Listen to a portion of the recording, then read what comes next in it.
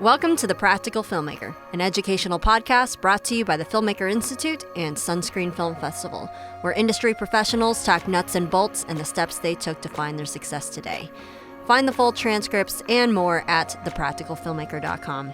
I'm your host, Tanya Musgrave, and we're taking a little break still with a brief summer hiatus, so today we're doing a bit of an anthology episode where we've gathered some practical nuggets from our guests that we thought would be helpful for those starting out. We'll start off with some thoughts from indie director and host, blogger, educator, guru of indie film hustle, Alex Ferrari. I was actually pretty stoked about this one. Alex's team reached out to me, and he was someone I'd not only heard of, but had been part of one of his Facebook groups for a while, the Protect Yourself from Predatory Film Distributors and Aggregators group. He dropped by to give a little exclusive on his new business, Filmmaker Process. Check it out, as well as his own podcast on indiefilmhustle.com. His stuff is the very epitome of what I consider practical filmmaking, so again, I was super stoked to get a chance to chat with him. Here, he talks about his journey from bitter filmmaker to actually living his dream. Side note, I've worked with those bitter filmmakers before, like bitter that they haven't gotten their chance or that their chance was given to someone else. It permeates their entire aura, and honestly, it sucks to work with. I was chatting with someone and it came up, no matter what gets thrown at you, sinkers are going to sink. But there are people out there willing to help. If you don't know any at the moment, then be one of those people. I promise it's just a natural flow. You'll find more of them. Till then, have a listen to what Alex has to say about that, as well as ways to get out of the financial struggle of dollars for hours. No matter who you are, no matter what level of success you have, whether you have Oscars, whether you've made billions of dollars, you're going to get punched in the face by this business. Mm-hmm. At every stage of your career. Steven Spielberg still gets punched in his face. I promise you. Now, the difference is that he's taken a few punches over his career. He knows how to take the punch and keep going. He knows how to duck. He knows how to weave. And occasionally he knows not to be where the punch is being thrown. Yeah. And that is time. But everybody gets hit. And I think a lot of filmmakers walk into this business not knowing that there's fists going to be coming their way. And then when they get hit, they're out. They just get knocked out and they're gone forever from the business, or they get so discouraged that they just become angry and bitter. And we all know an angry and bitter filmmaker. And if we don't know an angry and bitter filmmaker, you are the angry and bitter filmmaker that everybody else knows. Because I was an angry and bitter filmmaker. Oh God, I was pissed. Can you imagine? I was like in my 30s, and then there was like a 24-year-old that shows up into my post suite with a feature film that he got $3 million for to make some stars in it. And I'm like, and I'm editing it and I'm doing all the posts, and this guy editing it. I'm editing it, and this like guy's salt in the wound. And this kid in the background, and he's just like, I've never seen Blade Runner. I'm like, shut the hell up, God. And then of course I'm sitting there editing like, this mother, why don't I could do this. I could, this is all crap. Look at it. I can't even save this movie. And I could have done such a much better job. Why won't someone give me $3 million? I'm blah, blah, Seriously. So like, what dues did you pay? Yeah, exactly. What dues did you pay? Like, how dare you? So I was an angry and bitter filmmaker for a long time, until I realized it just wasn't helping me, wasn't getting me anywhere. And then everything changed after I launched Indie Film Hustle. My entire career, my entire world changed for the better the moment I started being of service. I know people who are like, they're teaching ESL classes, at the same time. I mean, they're getting up at, 5 a.m. to do that while they, they work on an editing gig here, and then they piecemeal themselves out. So the thing is this, the problem with most mentalities as filmmakers is everything you just told me, like, they have this gig over here, that gig over there. It is all dollars for hours. Mm-hmm. So that is the limitation. You only have so many hours in a day to make money when you're trading your time for money. And most of humanity has been trained to do dollars for hours. Mm-hmm. Now it could be high dollars. It could be $300 an hour as an attorney. But it's still a limit to how much money you can make. Everybody's got 24 hours in a day. Yeah. Nobody has more, nobody has less. It is 24 hours in a day. So the key is to create assets for yourself that generate revenue passively. And when I say passively, it's a little misleading because you're working. Yeah. But when I say passive, it means that you're not doing dollars for hours. Yeah, Real estate is a quote unquote passive revenue stream, meaning that every month rent comes in off of an asset that is creating revenue for you. What I've done is I've created digital assets in the digital world. So a book is a digital asset. And then off of the one book, I've got audiobook, ebook, paperback, all of those. And then in the book itself, they're lead generators to go to my website to upsell them to courses or just introduce them to my ecosystem and give them more free content. Or if they want to go down a paid route, they can go down paid routes and so on. Imagine hundreds of those spread out through a bunch of different ways. So as filmmakers, if you can find ways to create assets for yourself, so a film that you own and can put up on platforms and sell and create multiple revenue streams around a film, that's the whole film entrepreneur method. Those are assets. So I just interviewed a filmmaker who's been making money for the last 10 years strictly off of just basically 3 or 4 documentaries he's made. But he has a niche audience that he's focused on. He's created multiple ancillary products and services around it. And he's been able to generate obscene amounts of money off of just that. Rise of the film entrepreneur. That's what the whole thing is about. And I literally break down this, something I call the film entrepreneur method, which is how filmmakers can create a film. But when they're creating the film, they're thinking about a niche audience. So you're focusing on a niche audience. That's the key to the film. That's the key. If you try to make a broad comedy, you're going to fail.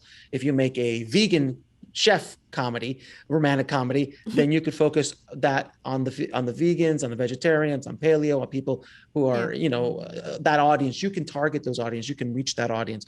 And then you could also create a cooking course on how to become a vegan, and then maybe possibly some books, and maybe team up with someone else and maybe sell some ancillary or affiliate products for people. So if you have an audience, figure out what they want and what will serve them and sell multiple services, products, whatever, because they're going to buy those products or services somewhere. Might as well them come to you, because if you've built up that trust with a film, that will help. So that's one way that filmmakers can go. But if you're doing the dollars for hours thing, try to always have multiple skill sets, multiple tools in your toolbox. So when one revenue stream, which is, let's say, editing, dries up, or, COVID hit, production's not really happening right now, really helpful to understand editing at that point in the game. So if you're a camera assistant and then all of a sudden COVID happened and there's no production for 7 months or longer, maybe I could still do editing. Or so you constantly should be building skill sets. And like we said before the interview started, I've essentially ran the entire indie film hustle universe, which is pretty broad, by myself for years, meaning that I did all the work myself with very little help from anybody else. And I was only able to do that because I built so many tools. I put so many tools in my toolbox over the years that I'm like, before I launched the Film Hustle, I didn't know how to really build a website. So I taught myself. Yeah. And now awesome. I build websites. People ask me all the time, can you build my website? I'm like, absolutely not. Absolutely not. I will never build a website for anybody else. But I could do that again. Never again.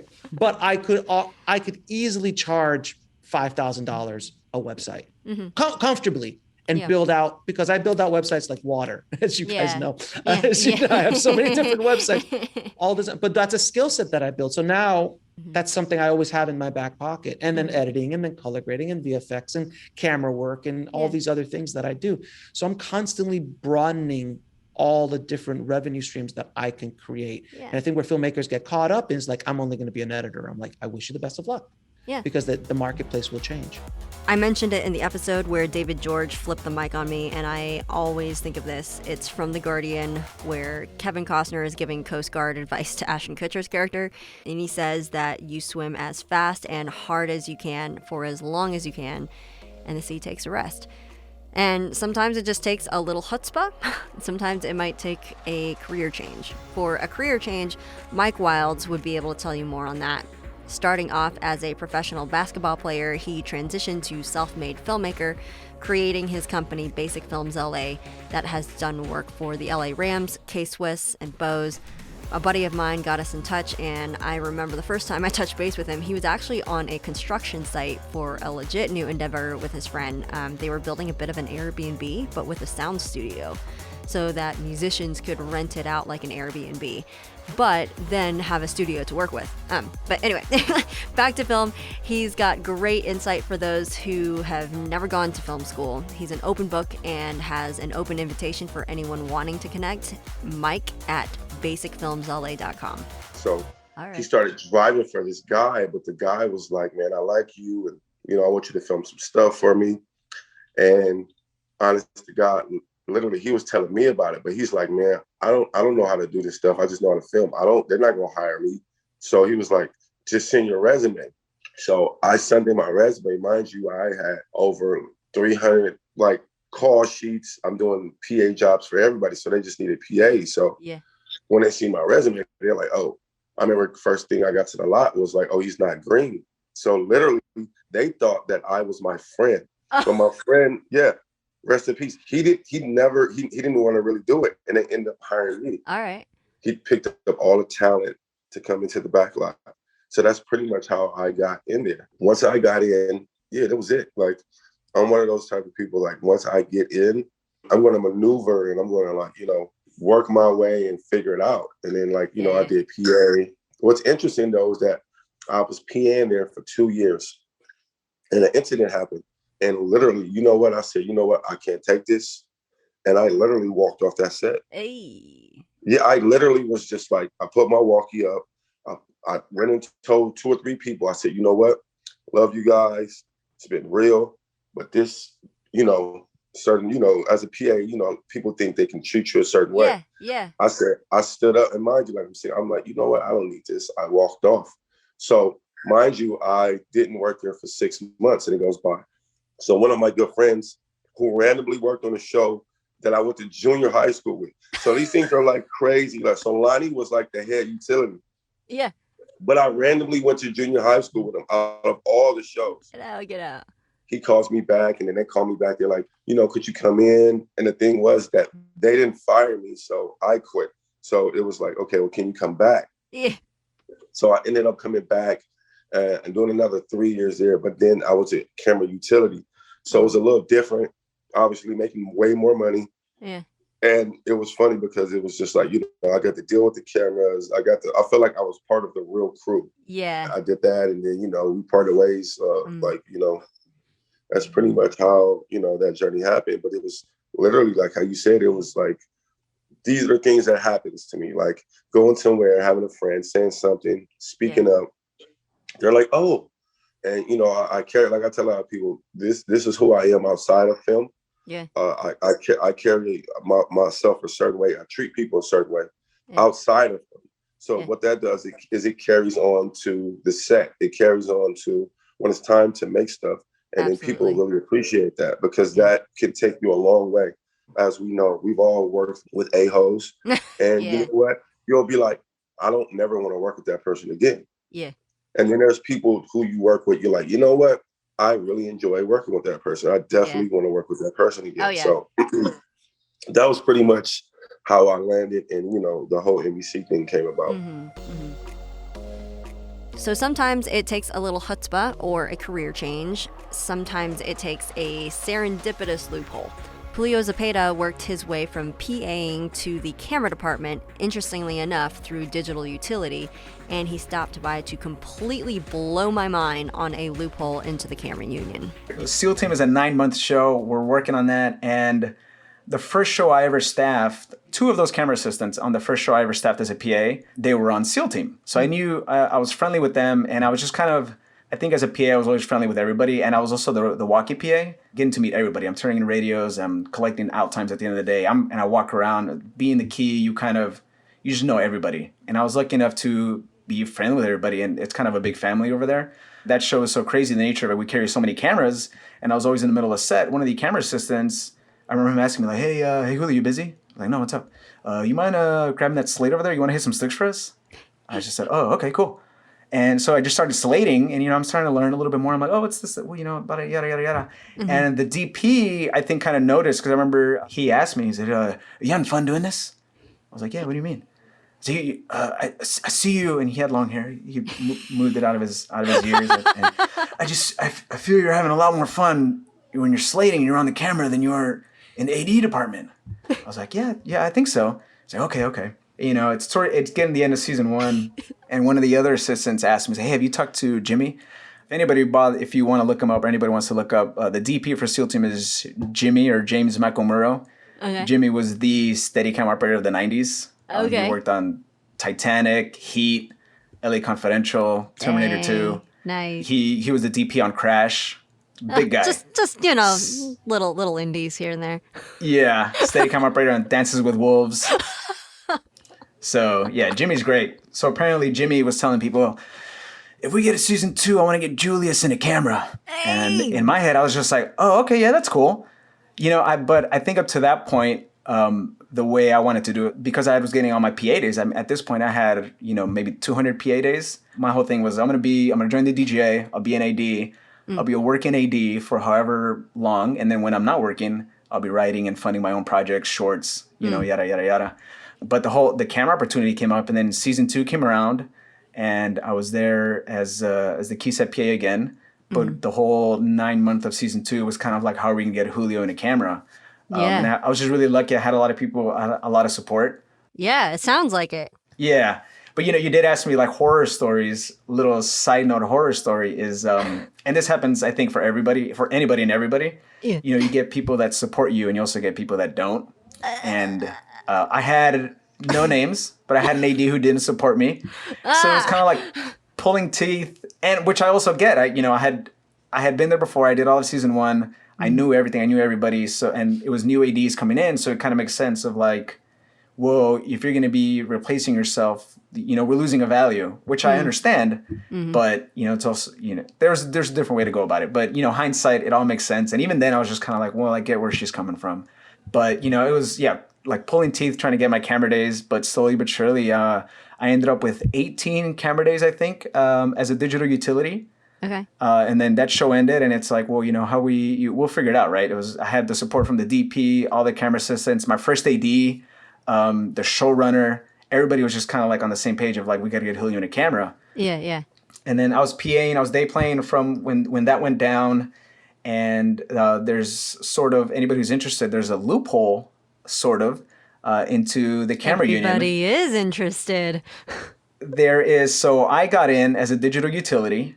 Okay. And digital utility is what they call a non-rostered position, which I don't think anybody really knows what that means yet or as of now. Yeah. But as a non-rostered position, basically you could just pay to join. What? And I found this out. Yeah. I found this out from another utility. I was day playing PA on the morning show, and I mentioned to that utility I was trying to get in, and he looked at me. He's like, dude, just join. What? And I said, what do you mean? He said, just tomorrow. This is the best. And he told me, we were working like all nights in downtown LA. He's like, this is the best thing you're going to hear this week. Just call the union tomorrow. We have a late call and join. I was like, okay, all right, let's, you know. What? So I got up early. I went down to the local, and I was asking questions. And, you know, somebody at the front desk, she just gave me like a business card, and she said, call this number. They'll be able to help you out better. So that whole next day, I think we were at the Biltmore on set. And I was like in a deep lockup, and I was like, all right, well, let me call. What's going on? Let's see what this is all about. And, you know, I'm just talking. I'm basically pitching myself to somebody. I'm like, look, my name is Julio. I've started to get some digital utility days. I just want to know how, like, I keep hearing conflicting things. Like, I need 30 union days. Like, some people say I don't. Like, I just want to find out exactly what's going on. And, you know, it was kind of like an interview process, it felt like. And this guy on the phone was like, well, you know, what do you want to do? You know, because I think you should go to the rental house. What that means basically like Panavision, Keslow. Those are like the 2 big rental houses. So, you know, at rental house, they have what they call prep techs. Okay. And a lot of people did come up that way. You would go work as a prep tech for a year or 2. And then as you're learning the gear, but you're also making these connections, you know, when somebody calls you like, oh, hey, you know, like, this is Julio, what's up? You say, hey, Julio, this is so-and-so, you know, we need help with this, you know, and you start making those relationships. A lot of people who are prep techs, they come out of there when they're ready to move on. They talk to the assistants that they've been talking to for however long. Say, hey, you know, I'm trying to get on a set. Like, if there's ever a chance. And that's kind of how a lot of people came out. Yeah. So this guy on the phone was telling me, you know, you should be a prep tech or this and that. We want you to know that the union isn't here. Unfortunately, we're not here to get you work. And we also don't want to take your money. But if you have people that will hire you, then I can send you the application, this, and that. was like, Yeah. I was like, I literally turned down a job today because I'm not in the union yet, and I'm scared to like keep working. So Yeah. give me the paperwork. And that day they sent me the application to get in as a digital utility. Mm-hmm. They have payment plans because it was a lot of money. I did the payment plan. I put it on a credit card, and that's how I kind of started working in the camera and digital utility. Oh my gosh. What? Yeah. So no, like not even days. No, I mean you need the days for safety classes. Yeah. So it's difficult. It's like a catch-22. Yeah. Because you need 30 union days to take your safety classes. You can't take your safety classes unless you have 30 union days. What? So, yeah. I got lucky. My first camera show, I think the office was kind of maybe not up to speed on everything. And nobody checked to make sure I had my safety classes. Oh my gosh. So I was good to go. And this stuff happens, I feel bad saying that, I guess, but it happens because I did a show. I did one day on Stumptown, an ABC Disney show. Okay. And I couldn't go back because I didn't have my safety classes. Anybody I feel like that I've had on this podcast that I've asked about union or this or that, I mean, I feel like everybody has their own like loophole how they got in, and you know that 100%. kind of thing. And you're just like, all right, I could try that, but you're just like not set up in a certain way to get to that loophole yet. But like I don't know. So I mean, I'm fine with it. 100%. And I've even talked to people who have been in, for a few years, and it's like, a second that I regularly work with, he was working as a non-union second AC, but he couldn't get in. Like he had the days, but first it was like he struggled so long to get in, and he ended up getting in as a digital utility also. And for me, it was kind of a painless process. And even as maybe a month ago, I was working with a camera PA. There's some shows out there who do, and that's another way to get into. I think if you know you want to get into camera, if you're interested in getting into camera, some shows do carry a camera PA. And I was working with a camera PA, and I think he's really good. And I was like, dude, you should I was coming in replacing as a utility, but I felt that was like his show. I was like, dude, you should be the utility on this. I should be the additional. Like you're teaching me so much about how this show runs because you've been on here the whole time, obviously. But and he's learning and he knows that's what he wants to do. He was asking me for my opinion. He said, do you think I should join? I'm like, dude, absolutely. You should join right now. Call the union. And same thing. He called up and basically they sent him the paperwork that day. Dang. Some of you might be getting a later start than others. You might feel behind. You would relate to Raul Martin Romero, a script coordinator for the Starz show Vida and the upcoming Netflix miniseries by Ava DuVernay to be released this fall, Colin in Black and White. I actually got in touch with Raul because of the same buddy that introduced me to Mike Wilds and Julio Zepeda. BJ Passenger, excellent networker, will actually be chatting with him in his own upcoming episode. So stay tuned for that. But for now, we'll be hearing what Raul has to say about the practical stuff of paying the bills while we work on our dream. I started very late. Like I started being a PA when I was, I'm going to say 36 or 37 years old. When I was, so everybody has a different life experience. I could never afford going to film school. I could not because it was very expensive. I didn't want to put my parents to that. So I said, I'm going to do something that I can afford myself. So I decided to do English studies. That's why I did major in English. Blah, blah. That is super doable. I can pay it myself, having an okay job, part-time job, blah, blah. And then I will start working as whatever. And then whenever I can afford film school, I will, So I basically wanted to do it my way without having to depend on anybody. And that's what I did. And I worked as a teacher, I work in summer camps, I work as a tutor, and then I was saving money to help friends during the weekends with short films and theater here and things there. So I have been writing all my life, but I'm currently still not getting paid for it, which is what happens when you're a writer or an artist, that sometimes you just depend on that moment where somebody reads your script and it's like, or being ready. I think is so important. And this is something that I want to tell everybody that is listening right now. It's so important that you're ready because opportunities are there, but you need to, and I have been there. Like the reason why I am where I am right now as a script coordinator is because I was ready. first I had samples. I have been writing. I have things ready for people to read if they ask me. I was nice, which it's surprising. It sounds, I'm not saying, oh my God, I'm nice. I'm not just bragging. No, be nice is what you're supposed to be. But this is such a weird industry that I found people telling me, oh my God, you're so nice. And I was like, wait, who have you worked with? Yeah. Yeah. This is what you're expected to be. But there can be some assholes in this industry. Of course. So when you are naturally nice and you do things because you want to improve yourself every day and go a little extra, having things organized, there's a room here that is a mess full of boxes and the paper room and the copy room. I made sure that room was organized every day.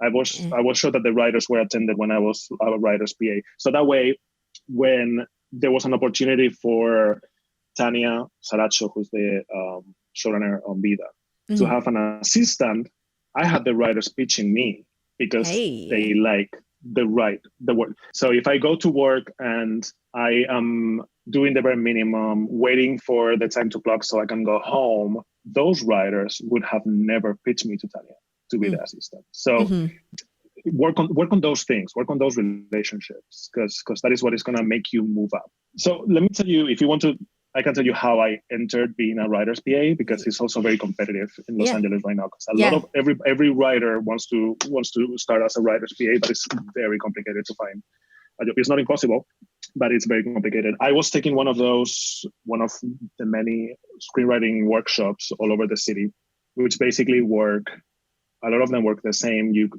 work on a project, and every week you have to work on something for that project. So the first week is maybe logline, and then plan what the show is going to be about. The second week is character development. The third week is world and the tone and themes. And then, so every week of the workshop, you work on different aspects on your script, right? And this workshop had a series of working writers come in every week to talk to us as a lecture, if I may, and then you would have to do a little pitching in front of them of your show. So I have a writer coming as a guest, and I was working on this project. It's about drag queens and an old cabaret club, blah, blah.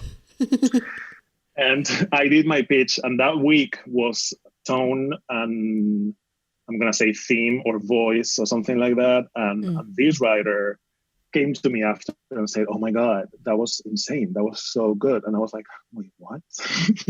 You are telling me this right now? This is insane. So he was giving me all these compliments, and I was like, listen, I know I'm not supposed to do this, but I'm going to give you my card, because it's also kind of like you don't want people to, give you cards and say, hey, hire me or make it happen for me. No, that is not the way it should be. So I knew it wasn't okay, but I still did it. And I was like, this is my card. If you ever need anything, just count on me. And then 2 or 3 weeks later, he called me and he said, hey, if you want to do this much work for this little money, I can use you as an assistant doing, So he would have me once a week doing script analysis, helping him with slack lines, transcribing stuff, like all very basic little things. And he would Venmo me a minimal amount. But what happened with that is that I established a relationship with him. That led to him getting staff. He got staff on Vida because he was working on other shows before, but he got staff on Vida for the first season. And then he heard of a position as a writer's PA, and he pitched me. So that's how I got it. So it's in a way it depends on who you know, yes, but also it's not just your friends. I am not friends with this writer. Yeah, I was just doing a good job for him. So just doing your best. He saw that, and he was like, okay, I'm right. So that's how I got it as a writer's PA. Along those lines, Taylor Morden, a documentary filmmaker who dropped his film onto Netflix around December of 2020, the last Blockbuster, tells his particular angle into the doc world, but from the one-man band angle. Michael, my marketing guy, sent me his stuff, and I got in touch with him through LinkedIn. Man, what a fantastic episode, you guys. The power of nostalgia. Anyway, he's here to give you a bit of a rainbow. After shooting weddings and real estate, there is hope. I was playing in a band, and we had somebody come shoot a music video for us, and we paid, I don't know, $1,000 for the music video. At the time, that was a lot. We're an indie band. But they showed up on set with these DSLRs, and I was like, oh, I know how to edit video. And I ended up editing that video and looking at all their footage, and I was like, I wonder how much those cameras cost. And so then it was sort of like, well, we can pay for the next music video, or I can just buy a camera, and then we have unlimited music videos. And so that was my transition point. Is I bought a camera, I made like the DIY backyard slider and shoulder rig out of PVC, and did all that indie film stuff. I had the Home Depot clamp lights, everything. Yeah. Everything that you Bed see. sheet. I'm like, yeah. All of that. And I made a couple music videos, and then other bands would ask, hey, can you make us a music video? Sure. And then I made a few dollars doing music videos for a little while. And I was living in Washington, D.C. at the time. And there's a lot of like organizations, like the national headquarters for things. And I started somehow weaseled my way into doing like corporate CEO videos and like business to business. Basically a lot of what I had been doing in Flash, but in video. Yeah. And so I'm interviewing CEOs and cutting this thing together that they're going to show at a conference. And I started to make a little bit of money doing that. I was doing commercials, like little web spots for businesses. It was like a Groupon knockoff that was local to DC. And I was their video guy, and I would do, shoot 3 or 4 restaurants and bars in a week and make a little bit of money that way. I also started doing weddings, which every filmmaker who has weddings in their back pocket never wants to go back. It is what it is. But it was good money. And I talking was to the choir right now. Once I added weddings and real estate and to the corporate videos and the music videos, I was making a living, and I could pay all the bills. And I was a videographer, right? Not a filmmaker, never made a film, but I was a videographer. Yeah, I got you. And I did a couple years of that, and countless weddings and a lot of commercials and a lot of real estate. Oh my God, if I had to tour another property with a drone, it's like, but it's where the money was. Exactly. And, whatever puts bread on the table, Exactly.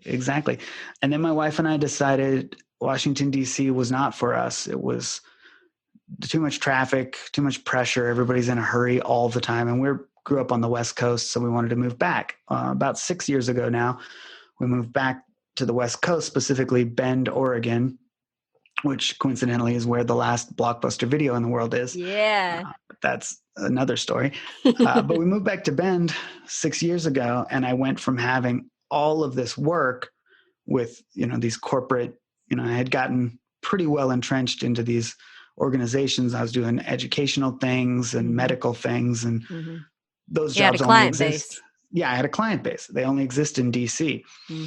And so while I was able to keep sort of editing jobs going, stuff I could do remotely, and then fly out maybe once a year to shoot some stuff, that work started to dry up. And I found myself here in a pretty small town in Oregon with not a lot of work to do and this sort of skill set that I had built up over all these years. And so I asked my wife if it would be okay if I tried to make a feature documentary, because I have the time, I have the equipment, and I have, the skills. I think I can do it. I had no idea if I could. I had made like 3-minute, mini corporate documentaries and little, music documentaries about bands that were 5 minutes, web-based, stuff like that. And so I asked her permission, and I said, I think I can make a documentary. And I picked what I thought was a very attainable subject. It was about a music documentary about a band that I was a fan of in the 90s. They were a one-hit wonder band. And then they had like... Here's to Life. Yes, Here's to Life is the movie. And they had this career that was like interesting to me. And I thought, well, I know some other people who would find that interesting. Yeah. I'll see if I can't make a feature film out of that. no idea if I could. I called up the band. Their sort of manager, who's really the wife of the lead singer. She's like, I think it would be okay, but we don't know why anybody would want to make a movie about this. You know, they're like a working band. They were touring, and that's how they make their money. Just didn't think people would care about the story. And I said, well, I care. Let me try. And, you know, we'll see if it's anything. And I went. They're based in Arizona. I flew down with all my equipment, hired a local person, I think probably off of Craigslist, to help me out on the shoots, because you can fly very easily with a camera and lenses and microphones, but C-stands and tripods and, you know, the lights and the heavy things, it's like, God, just hire somebody local who has that stuff. Yeah. It's more than worth it. Oh, yeah. Oh, yeah. And I learned that on day one of my first feature film. So I had this guy from New York who was in Arizona for some reason, answered the Craigslist ad. And we went and did this like 4-day shoot where I ended up getting, I don't know, a third of the interviews that ended up in the movie in that first 4-day chunk.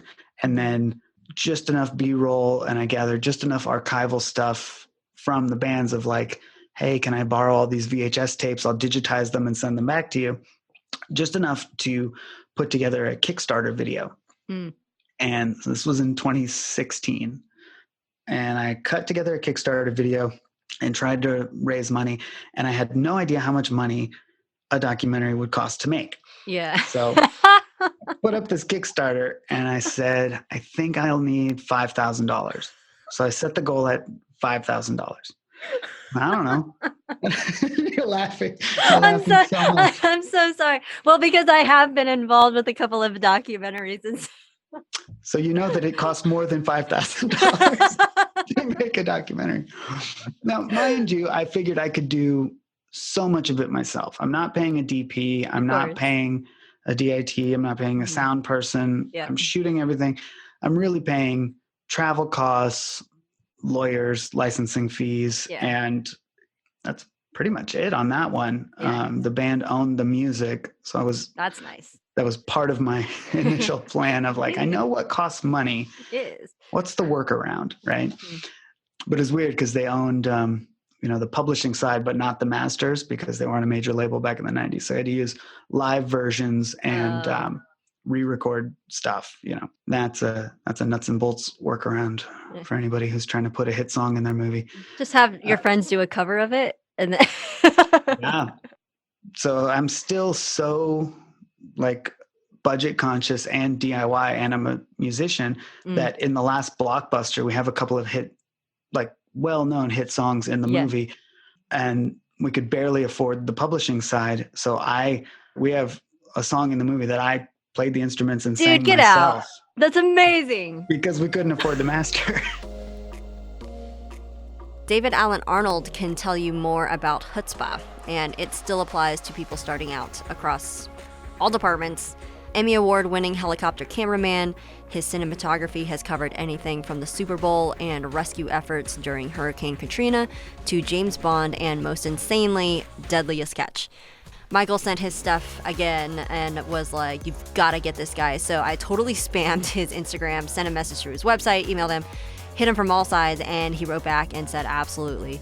This guy has positively insane stories in his book, Help from Above, but he dropped by to tell us more about how he even got into this crazy corner of the industry. I took a few classes in college, but I right away figured out that even back then, college degrees were valued. However, I looked at what they taught in college and I said, no, thanks. That's not where I want to go. I don't want to do typing and, the bizarre prerequisites that you had to take, biology and stuff. I want to work in film and television. I want to work in movies. Why do I got to go take the 9th class of biology? And so I immediately dropped out of college, and I'll never forget it. The dean of the college had found me, and he was making fun of me in front of all this a room full of college kids. No. Oh, and this dean was mocking me. He was making fun of me. And he was trying to scare me back into college. And he just made fun of me, and he had a great time. And he goes, what do you think? Where do you think you're going to end up without a college degree? Who's going to hire you? And I said, well, you have a good point. I have no idea how this is going to work. I just knew I wanted to work in movies. And that didn't mean that I wanted to spend years of my life paying expensive college tuition for stuff that has nothing to do with the movies. So I left. Yeah. To his point, I had no way in to anywhere. I'm just a hungry kid off the streets. Yeah. And so what I did was, in those days, we didn't have Google. We had phone books, which were this thick for any town in America. And so I went through the phone book and I found any company that had anything to do with video or film, anything. Wow. And I would go to their address and I would knock on the door and I would offer to help them. That's amazing. And I would always tell them, hey, I'll work for free. You don't have to hire me. I'll just be here. I'll just help you with whatever's going on today. Yeah. And later on, if you want to hire me, you can. Wow. And finally, at one of these businesses, the guy at the front desk had enough, because I would come every about 2 weeks. And finally, the guy at the front desk said, look, would you get out of here? We have no use for you. All we do are helicopter cameras. Ooh. And obviously, I knew nothing about helicopter cameras, so he had a good point. And so Yeah, I said, oh, I'm so sorry. I won't bother you again. I scratched them off my list. Yeah. And I quit going there. 3 weeks later, the vice president of that company called me. And we had the funniest conversation. He could not figure me out, but he was curious because he had heard that there was some crazy kid who kept showing up at his building. So we had this really funny conversation, and he said, I could hire anyone from Hollywood or New York with a huge film resume. And he said, that's what I should do. And he looked at me and he goes, I'll tell you what, though. He said, the one thing that you have going for you is you seem hungry. Are you hungry? And I said, oh, yeah, I'm hungry. Wow. And he said, I'll make my decision in a few days and I'll let you know who I'm going to hire. And that was it. I went back to my little apartment and I lived in the simplest way you could possibly imagine. I lived in this small apartment, and no joke, most of my furniture came from dumpster diving. Oh my gosh. I had a television that was this big that sat on a cardboard box in my living room. And so I'm sitting in front of my cardboard box television and I'm just thinking over and over in my head, I'm thinking, man, how do I convince this guy that I am hungry? How do I show him that I really am hungry? I'm going to do a good job. And I was thinking about it over and over again. I took the trash out. It's just running through my head. And I threw my trash bag in the dumpster. And in the bottom of the dumpster, I saw the most perfect thing I had ever seen. And I literally dove head first into this dumpster. And I got my hands on an old greasy work boot that was ripped up and someone had thrown it out. Oh, gross. And this was like the holy grail. I bought this old work boot back to my apartment, and I made on my dining room table, I made a plate and a knife and a fork. And I took a picture of me cutting into the old, filthy, disgusting work boot with a big smile on my face, like I was about to have the best meal ever. And I didn't have a computer back. This is before like computers. I actually cut and pasted the picture onto a letter and I typed it in a typewriter and I mailed it to him. And one of the executives at his company told me one day, she said, you know, when he saw that picture of you eating your boot, you got the job. When I first started working at this company that gave me this big break, when I was a hungry kid off the streets, I didn't know how to use any of the fancy aerospace equipment that they manufactured and worked with. But I knew I could clean up the shop because it was a mess. These guys were working on one big movie or TV show after another, and they didn't have time to tidy up the place.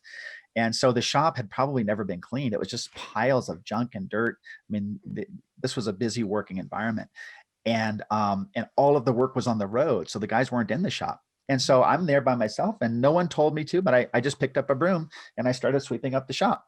And I swept until the entire shop was clean, which took me till about 2:00 in the morning. So at 6:00, everyone's leaving the building and they see me in there sweeping the floor.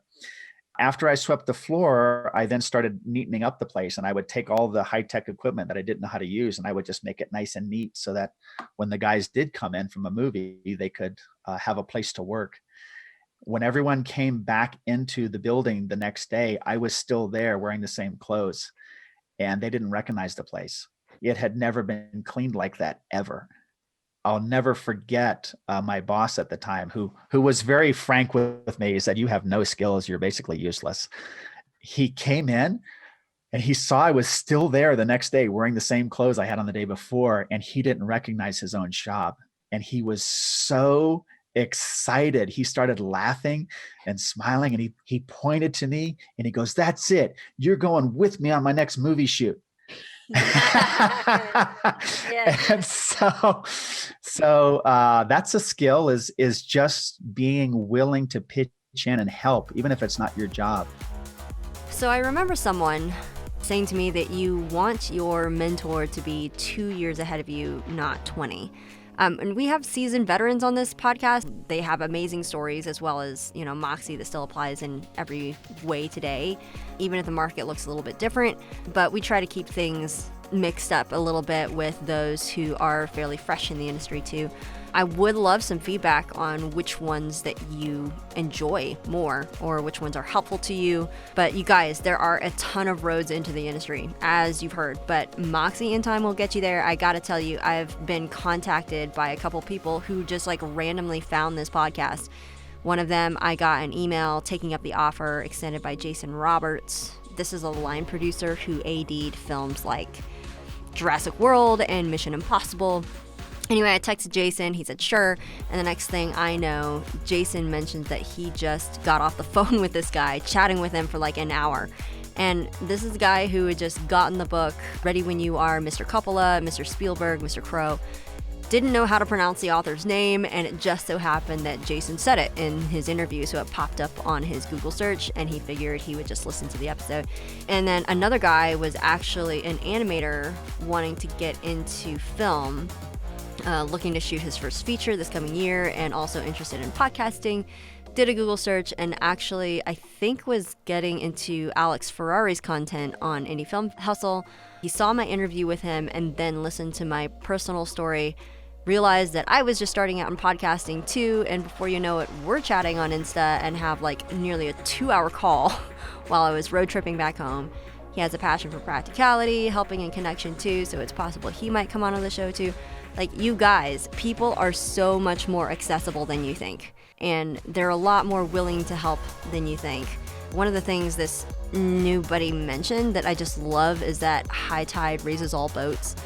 When we all help each other and are genuinely happy for each other's accomplishments, which can be hard for some, you cannot deny that your journey will not only be a lot more enjoyable, but will likely get you to your goals faster. I know that you're out there putting up with a lot and getting life done. Don't forget to enjoy the journey. Be well and God bless. We'll see you next time on The Practical Filmmaker.